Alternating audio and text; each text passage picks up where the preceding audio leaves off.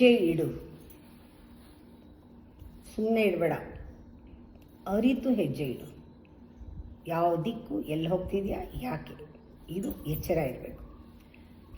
ಯಾವಾಗಲೂ ಫಾರ್ವರ್ಡ್, ಮುಂದಕ್ಕೆ ಹೆಜ್ಜೆ ಇಡು, ಹಿಂದೆ ಅಲ್ಲ, ಮುಂದೆ ಹೆಜ್ಜೆ ಇಡು.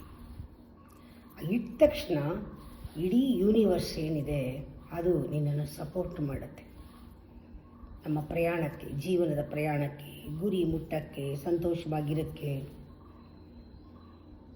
ಪ್ರೇಮ, ಸ್ನೇಹ ಎಲ್ಲ ನಮಗೆ ಅದು ನೀಡ್ತಾ ಹೋಗುತ್ತೆ, ಕೊಡ್ತಾ ಹೋಗುತ್ತೆ, ಯಶಸ್ಸು ಕೊಡ್ತಾ ಹೋಗುತ್ತೆ. ಎಲ್ಲ ನೀನು ಇಡುವ ಹೆಜ್ಜೆಯಲ್ಲಿರುವಂತಹ ಫೀಲಿಂಗ್ನಲ್ಲಿದೆ, ಆ ಬಲದಲ್ಲಿದೆ. ನೀನು ಹೆಜ್ಜೆ ಇಡುವಾಗ ಯಾವ ಥರ ಹೆಜ್ಜೆ ಇಡ್ತೀಯ, ನಿನ್ನ ಒಂದು ಸತ್ವ ಏನು, ಆ ಕ್ವಾಲಿಟಿ ಏನು, ಯಾವ ತೀವ್ರತೆ ಇದೆ, ಆ ಹೆಜ್ಜೆಯಲ್ಲಿ ಎಷ್ಟು ಬಲ ಇದೆ, ಆ ಗಳಿಗೆ ಶುಭ ಗಳಿಗೆ. ಅದಕ್ಕೆ ಬಲಗಾಲಿಡು, ಬಲಗಾಲಿನಲ್ಲಿ ಆ ಶಕ್ತಿ ಬರುತ್ತೆ.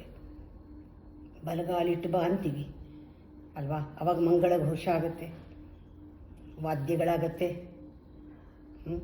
ದೇವತೆಗಳು ಹೂಮಳೆ ಸುರಿಸ್ತಾರೆ ಅಂತಾರೆ,